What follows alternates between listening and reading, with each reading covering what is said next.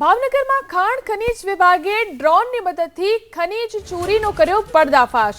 તળાજાના દાતરાડ ગામે શેત્રુંજી નદીના પટમાં ડ્રોનથી તપાસ કરતા નદીના પટમાં ખનીજનું ખોદકામ ચાલતું હોવાનું સામે આવ્યું, જે બાદ તુરંત દરોડા પાડી એક જેસીબી મશીન, એક લોડર અને ટ્રેક્ટર સહિત 20 લાખથી વધુનો મુદ્દામાલ જપ્ત કરાયો। લોડરના માલિક સંજય ડાંગર અને ટ્રેક્ટર માલિક કિશોર આલ સહિત સામે તપાસનો ધમધમાટ શરૂ થયો। ભાવનગરમાં ખાણ ખનીજ વિભાગે ડ્રોનની મદદથી ખનીજ ચોરીનો કર્યો પર્દાફાશ।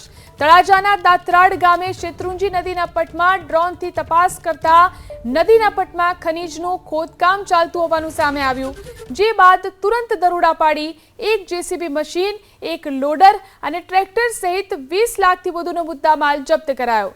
લોડરના માલિક સંજય ડાંગર અને ટ્રેક્ટર માલિક કિશોર આલ સહિત સામે તપાસનો ધમધમાટ શરૂ થયો।